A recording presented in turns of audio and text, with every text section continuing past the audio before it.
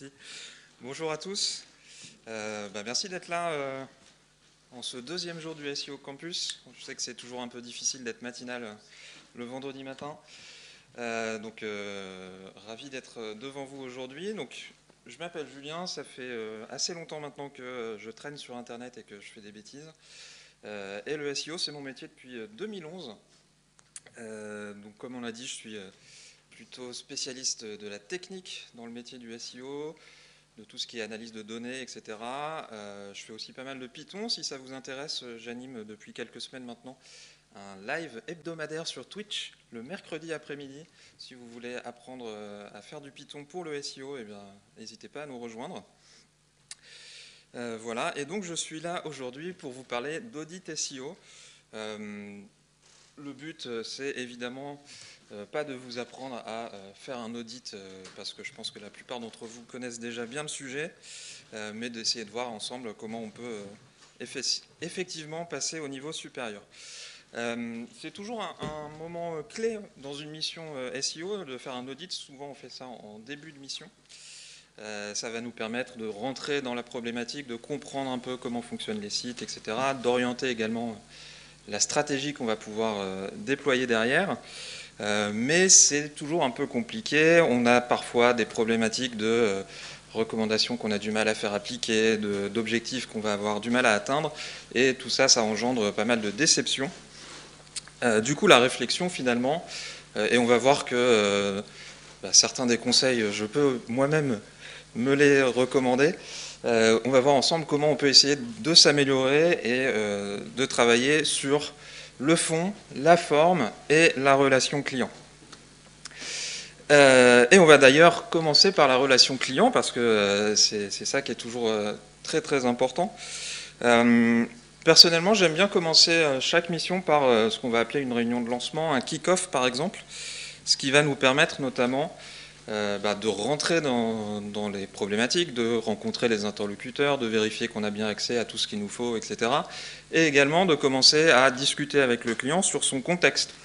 Est-ce qu'il y a un historique particulier à connaître, par exemple une migration récente ou des problématiques identifiées ou à creuser qu'on aurait vu passer? Quel est le niveau de concurrence également? Est-ce qu'il y a des concurrents très importants à surveiller? Est-ce qu'on a d'ailleurs identifié des sujets à aller surveiller chez eux, etc. Quels sont les projets? Quelle est la roadmap autour de l'évolution du site, voire de l'entreprise? Pas forcément que sur des sujets SEO, mais en fait sur vraiment tout ce qui peut finalement nous impacter. Et puis également, est-ce qu'il y a des contraintes du type ressources humaines, budget, temps limité, etc. En fait, le but, c'est vraiment d'essayer de faire parler notre client pour comprendre tout ce qui peut nous aider à mieux répondre à ces problématiques. On va également essayer de définir ensemble des objectifs. C'est toujours un peu compliqué.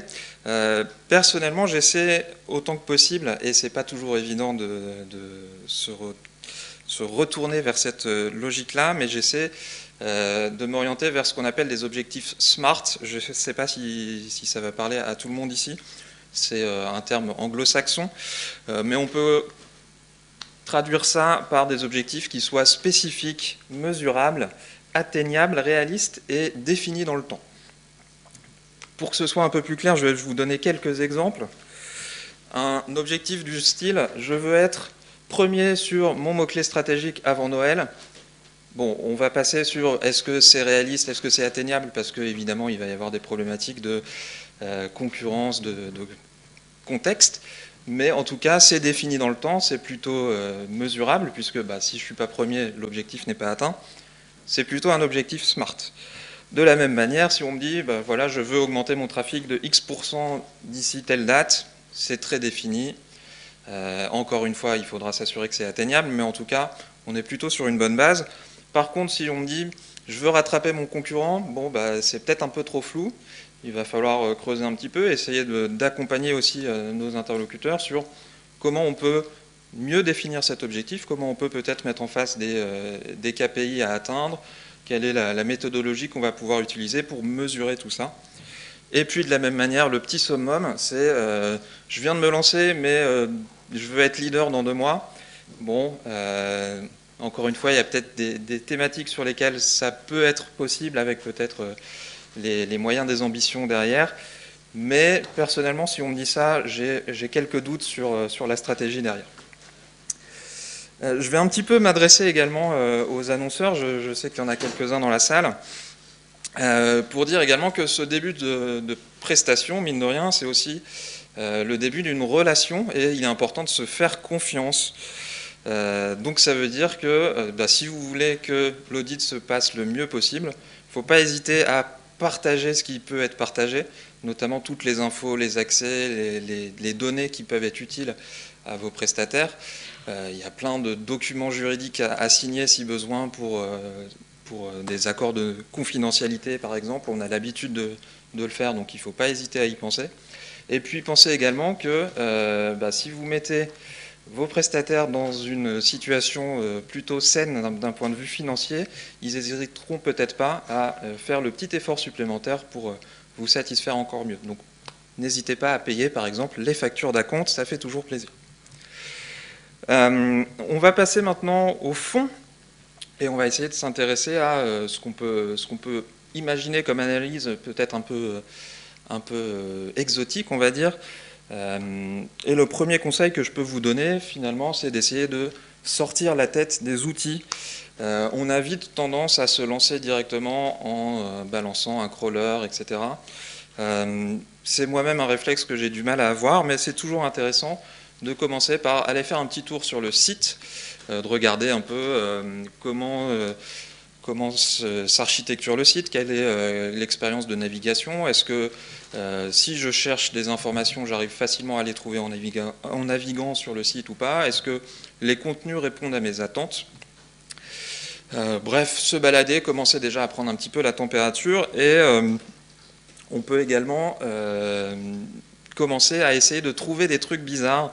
Alors ça c'est une référence à une tribune qui a été publiée cet été sur Search Engine Land. Alors c'est en anglais, mais j'imagine que la plupart d'entre vous l'ont déjà vu passer.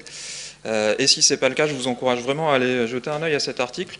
Au-delà de la logique de se dire qu'effectivement une bonne partie de notre métier de SEO, c'est justement de trouver des trucs bizarres, il y a également quelques astuces qui peuvent vous inspirer et qui peuvent vous aider justement à trouver des trucs bizarres. Et puis justement, il y a un des outils qui est bien pratique pour commencer à trouver des choses. J'en parlais justement il y a un gros quart d'heure avec un confrère juste avant le début de la conférence. Mais quand on se sert un petit peu de Google, on arrive assez vite à trouver des trucs auxquels on ne s'attendait pas forcément. Je vais vous donner quelques exemples que vous connaissez probablement, mais si je commence à regarder sur un site de points le pattern de page 404 ou de rupture de stock ou ce genre de choses-là, je vais peut-être commencer à mettre le doigt sur des problèmes. Je peux également aller regarder si j'ai de la duplication externe sur d'autres sites. Est-ce que j'ai des gens qui réutilisent mon contenu de manière légale ou non? Est-ce que j'ai des gens qui vont citer ma marque et auquel cas je vais peut-être aller regarder s'il y a des liens qui sont bien faits vers mon site, etc. Bref, n'hésitez pas à vous servir un petit peu de Google pour comprendre un petit peu le contexte autour du site du client, c'est toujours important. Et on peut également aller un petit peu plus loin, pardon, avec notamment des outils complémentaires.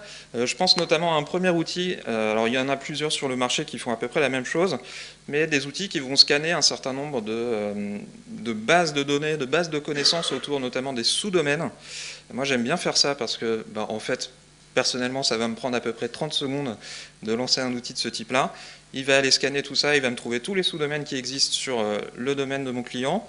Et puis, si je mets en face des données du type lien externe, visibilité dans un outil type SEMrush ou ce genre de choses-là, je vais peut-être mettre le doigt sur des choses intéressantes, notamment peut-être des sous-domaines qui ont été lancés pour une opération ou ce genre de choses-là, qui sont à l'abandon, qu'on a oubliés, qui peuvent être à la fois peut-être des failles de sécurité, parfois pour certains CMS obsolètes, on va dire, et puis au-delà de ça, également peut-être des ressources à réactiver ou à rediriger vers mon site principal, etc. Donc c'est toujours intéressant de jeter un œil à ce qui peut se passer sur les sous-domaines, y compris des choses qui ne font plus du tout partie de la structure du site principal. Et encore une fois, ça prend 30 secondes à faire, donc c'est vraiment très très rapide. De la même manière, on peut également aller regarder avec, par exemple, un outil comme Babar. Alors, je cite Babar parce qu'en plus, ils sont sponsors de cet événement, et je crois qu'il y a même une conférence en parallèle qui est animée par Sylvain et Guillaume. Dans Babar, si vous allez dans le menu technique, il y a une option host colocalisé qui va vous lister pour l'IP du site de votre client tous les autres noms de domaine qui sont liés. Alors évidemment, sur un hébergement mutualisé, il va falloir faire un peu de tri. Donc j'ai pris l'exemple ici de Fnac.com, pour lequel, si on jette un petit peu un œil et qu'on commence à creuser, on va tomber sur un FnacLive.com par exemple, ou Fnac Music. Alors je ne sais pas s'il y a des gens de Fnac Darty dans la salle, mais je vous encourage à aller jeter un œil à FnacLive.com, ça vaut peut-être le coup d'en faire quelque chose. Je sais que c'est toujours un sujet compliqué chez les annonceurs de réussir à manipuler les noms de domaine, etc. Mais bon, au moins, si on identifie ce genre de problématique, eh ben, c'est toujours ça de gagner. Je vais boire un petit verre d'eau pour... donc voilà quelques idées d'analyse complémentaire. Il y en a plein d'autres qu'on pourrait imaginer. Je vous donnerai quelques ressources tout à l'heure pour aller chercher un petit peu d'inspiration. Mais je vous encourage également au maximum sur ce genre de problématiques avant qu'on soit rentré vraiment dans les outils à proprement parler, de garder à l'esprit que le SEO c'est un marché concurrentiel. Notre but c'est d'être le mieux placé dans un classement, mais du coup il y a d'autres acteurs qui vont également participer à ce classement-là. Un des sujets sur lesquels ça apparaît le plus évident, mais pour le coup on oublie souvent que c'est le cas, c'est l'analyse des web perfs. Le but sur beaucoup de sujets, et notamment sur les web perfs, c'est d'être au moins aussi bon que nos concurrents. Il y a plein d'outils maintenant sur le marché qui vont vous permettre très très facilement de comparer les performances d'un site avec un autre. J'ai pris l'exemple ici de PageSpeed Compare, où il suffit tout simplement d'indiquer une liste d'URL ou de domaines, et il va très vite nous faire un comparatif. Si on veut aller un peu plus dans les détails, peut-être que des outils comme Web Page Test, par exemple, que vous connaissez probablement tous, vont nous permettre de creuser un peu plus le sujet. Les web perfs, c'est un exemple, mais évidemment, dès lors qu'on peut utiliser un outil pour avoir des données sur nos concurrents, il faut autant que possible essayer de le faire parce que ça va nous donner plus d'infos. De la même manière, j'essaie également de ne pas m'interdire, lorsque je rédige un audit pour un client, de ne pas m'interdire à aller sur des sujets qui ne me concernent pas directement. Je pense notamment à un sujet qui est assez classique, c'est la recherche interne. Là encore, c'est quelque chose qui ne va pas me prendre beaucoup de temps, mais faire une petite recherche, par exemple ici sur le site du SEO Camp, sur une requête donnée, regarder si les résultats sont cohérents ou pas. Ici, j'ai trouvé qu'un seul résultat qui n'est pas forcément, je pense, celui auquel j'aurais pu m'attendre. Peut-être que c'est une petite piste à donner, c'est pas directement du SEO, mais en tout cas c'est toujours bénéfique pour le client. Et puis évidemment on a parfois des problématiques un peu plus importantes sur ce genre de sujet-là. De la même manière, si vous avez de l'intuition sur peut-être des optimisations sur de l'UX ou de l'optimisation de la conversion, je pense que ça fait partie du rôle d'un consultant que de dire attention, ici c'est pas mon job, mais je pense qu'il y a quelque chose à faire. Et puis évidemment, on va quand même se servir de nos outils classiques. Alors moi, je suis un technicien, comme je l'ai dit, donc je pense directement au crawl. Et sur la plupart des crawlers, en tout cas sur les bons crawlers sur le marché, il y a toujours une option pour aller récolter davantage de données, aller récupérer des données spécifiques à tel ou tel endroit des pages. Ici, un exemple sur OnCrawl avec un petit XPath pour récupérer le nombre de liens par page qui pourrait être obfusqué avec une méthode relativement classique. Vous pourriez aller compter le nombre d'images sur vos fiches produits, par exemple, ce genre de choses-là. C'est toujours un peu plus de données supplémentaires et ça va nous permettre peut-être de réaliser des analyses complémentaires par la suite. Puisque on est sur un temps limité, je ne vais pas donner énormément d'astuces sur ce genre de choses-là. Je vous renvoie vers une présentation de l'ami Aymeric Bouya, qu'il a fait ici, enfin à Saint-Denis, il y a quelques années, sur laquelle vous trouverez pas mal d'astuces. Je vois des gens prendre des photos, et ne vous inquiétez pas, je partagerai les slides à la fin de l'événement. Vous pourrez les retrouver si vous me suivez sur Twitter, par exemple. Et puis je pense que l'association les fera parvenir à tous les participants. Donc vous pourrez récupérer tous les liens qui sont dans la présentation. Donc en tout cas, pas mal d'astuces dans cette présentation d'Aymeric. Je vous encourage vraiment à aller la parcourir. Il y a évidemment des choses qui pourront paraître classiques, mais il y a vraiment de très bonnes idées, comme d'habitude avec Aymeric. Et puisqu'on parle d'outils, je vous encourage également à toujours prendre du recul sur ce que nous dit un outil. Un des exemples classiques que j'aime bien montrer parce que c'est vraiment un peu incohérent parfois, mais lorsque je lance un crawl sur un site et que je me retrouve avec quelques milliers de pages qui répondent toutes en HTTP 200, donc comme si tout allait bien, effectivement le premier réflexe c'est peut-être de se dire que c'est super, c'est parfait, peut-être que c'est un peu suspect. Ça m'est déjà arrivé personnellement par le passé de découvrir qu'en fait, puisqu'on a recommandé aux développeurs d'avoir un maximum de pages qui répondent en 200, en fait ils balancent des HTTP 200 quelle que soit la situation. Donc pensez bien toujours à aller vérifier un petit peu, par exemple en inventant une URL qui ne devrait pas exister, qu'on a bien, comme ici, une réponse en 404 sur la page, enfin sur l'URL plutôt. Il y a plein d'outils qui vont vous permettre de faire ça, ne serait-ce qu'un Screaming Frog ou un autre crawler, mais également des outils en ligne de commande, des outils en ligne, comme ici ce petit lien que vous pourrez retrouver par la suite. Et puis des analyses complémentaires. Aujourd'hui, à l'âge de la donnée, on va dire, on entend parler de data tous les jours, tout le temps, partout, dans tous les contextes. Nous-mêmes, dans le monde du SEO, on a plein d'outils qui nous fournissent de plus en plus d'outils et de données très très pertinentes. C'est bien de les regarder de manière indépendante. C'est encore mieux d'essayer de les mettre en correspondance et d'aller regarder un petit peu les corrélations, par exemple, qu'il peut y avoir entre tel ou tel indicateur. Un peu d'auto-promo du coup cette fois-ci. Une conférence que j'ai eu l'occasion de donner il y a 3 ou 4 ans maintenant, si je calcule rapidement. Là encore, allez parcourir les slides, quelques exemples rapides et vraiment faciles à mettre en place pour tout le monde, avec des outils du quotidien, mais pour déjà apporter une première couche de data dans votre SEO. Autre point évidemment très important dans un audit, c'est la forme. C'est toujours important. Alors, le premier conseil que je peux vous donner sur la forme, et là je parle encore une fois d'expérience, c'est que ce qui compte, c'est pas forcément d'avoir un document super joli, des slides qui clignotent dans tous les sens, etc. Votre client ne vous en voudra pas si vous utilisez le template par défaut de votre outil. Par contre, ce qui est important, c'est que tout ça soit cohérent, tout ça soit compréhensible. Donc bien penser évidemment à répondre à des questions de base, mais typiquement, quel est le problème sur lequel j'ai mis le doigt, pourquoi est-ce que c'est un problème, quelles sont les pages que ça concerne, où j'ai pu découvrir ce souci-là, et puis évidemment, qu'est-ce que je propose comme solution pour essayer de résoudre cette problématique.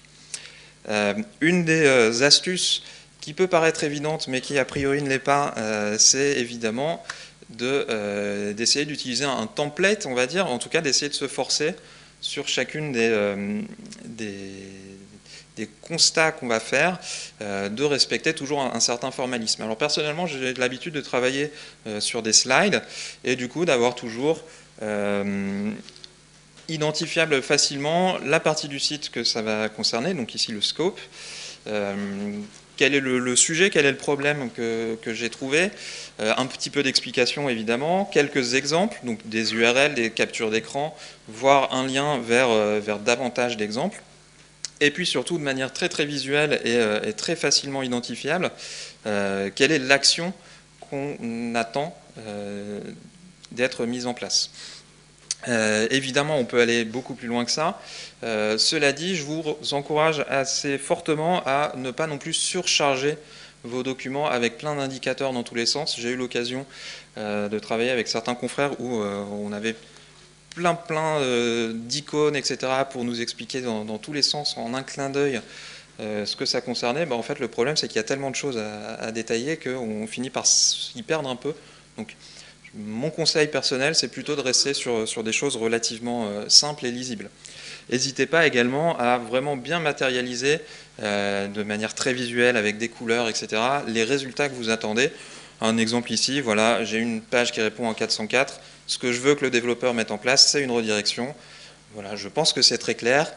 Et si ça ne l'est pas, on verra par la suite comment on peut mieux préciser tout ça. Finalement, un des objectifs, ça va être d'essayer de faire gagner du temps à notre client. Typiquement, si ma recommandation, mon client peut la prendre et la coller directement dans son outil de ticketing, par exemple, il va être content parce qu'il n'a pas besoin de reformuler, etc. Donc peut-être qu'une des astuces qu'on peut se donner, c'est de se renseigner sur l'éventuel formalisme qu'il peut y avoir en interne pour créer des tickets sur un Jira, un GitLab ou ce genre de choses-là. Et puis de la même manière, on va essayer également d'être le plus exhaustif possible dans nos recommandations, à la fois pour préciser au maximum les choses qu'on attend, parce que là encore d'expérience, les développeurs ils font ce qu'on leur dit, mais si on leur laisse un petit peu trop d'interprétation possible, et forcément ils vont devoir se poser des questions et ça peut amener à des résultats qui ne sont pas exactement ceux qu'on attend. Par contre, si on les guide au maximum, souvent ils vont nous faire gagner du temps à l'inverse parce qu'ils auront bien fait leur boulot et on va pouvoir très facilement valider leur travail. Un petit exemple ici, encore une fois c'est un classique, mais si vous faites des recommandations sur la mise en place de données structurées par exemple, aujourd'hui on a très facilement de la documentation en ligne sur Google ou sur schema.org par exemple, on a des validateurs également. Un développeur consciencieux qui a déjà passé tous ces exemples dans le validateur, a priori, si moi je repasse derrière, j'ai juste à constater que tout va bien et je vais gagner énormément de temps, donc c'est gagnant-gagnant finalement.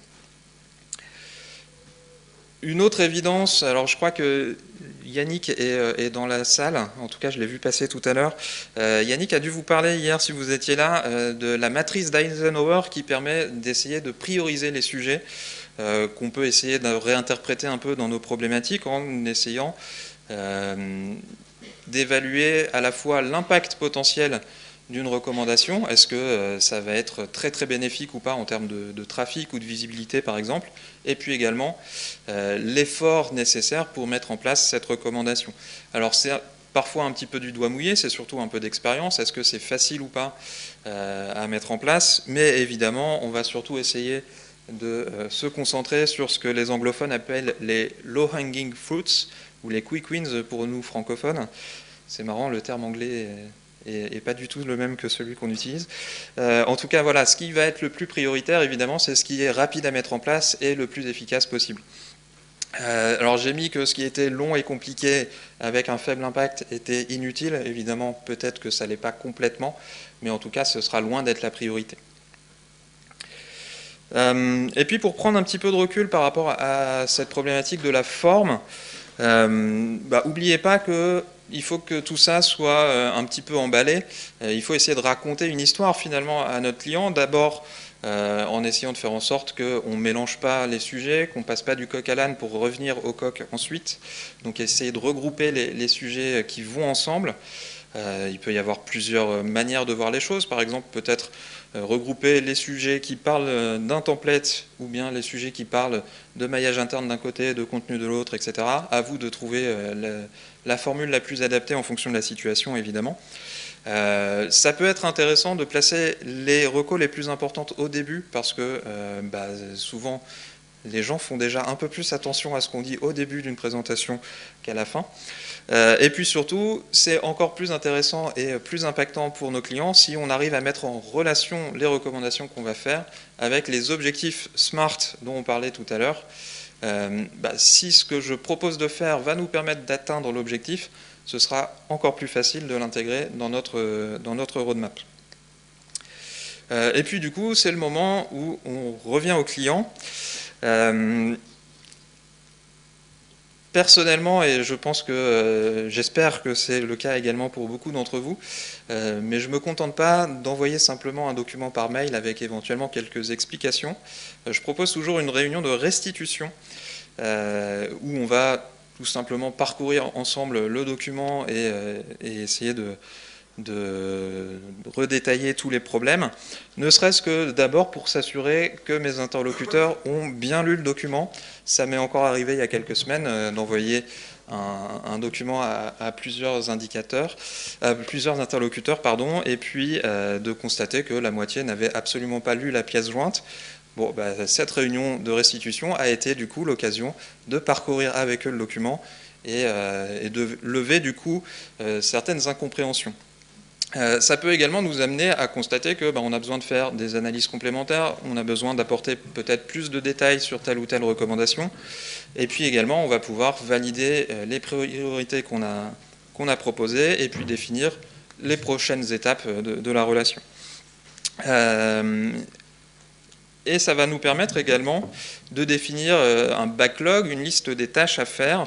Alors un exemple très simple ici avec simplement qui est le responsable de tel ou tel sujet, quel est le sujet, où le sujet est détaillé, est-ce qu'il y a un ticket en relation ou bien est-ce qu'il y a un document qui explique, etc. Quelle est la priorité? Alors il y a plein de manières de prioriser les choses, mais en tout cas il faut matérialiser le fait que certaines choses sont plus prioritaires que d'autres. Et si on peut rajouter un statut, une deadline, etc., c'est toujours plus intéressant. Là encore, il y a un terme anglophone qui est assez parlant. Il faut essayer d'identifier qui est le responsable d'un sujet, qui va se charger de le faire avancer, de faire en sorte qu'il soit mené à bien, qui est responsable de la validation. Est-ce que l'opération a été menée à bien, qui va valider en recette par exemple la mise en place de l'optimisation. Ça peut paraître anodin, mais dans certaines organisations, il y a quand même des formalismes à respecter. Est-ce qu'il y a des gens à consulter également qui ne sont pas forcément du métier, mais qui pourraient être impactés? Et puis, de manière plus générale, est-ce qu'il y a des gens qu'il va falloir informer que, attention, on a mis en place telle ou telle recommandation? Et puis pour finir, j'aime bien également essayer de prévoir, même si la mission ne concerne qu'un audit, un peu de temps pour du SAV, notamment, comme je l'ai dit tout à l'heure, si j'ai besoin d'affiner des recommandations, d'aller analyser des choses complémentaires, etc., ne serait-ce que parce que lors de la réunion de restitution, j'ai découvert que mon interprétation de tel ou tel sujet n'était pas exactement celle qu'il fallait, c'est toujours mieux d'avoir un petit peu de temps pour le faire. Et puis, dans le pire des cas, ça va me permettre également d'accompagner mon client sur la mise en place des recommandations, la validation que ces recommandations sont effectivement celles qu'on attendait, et puis la validation de l'objectif qui est attendu derrière. Et je pense que si on fait tout ça, tout le monde est content et on peut passer à autre chose. Voilà, on est arrivé à la fin de la présentation.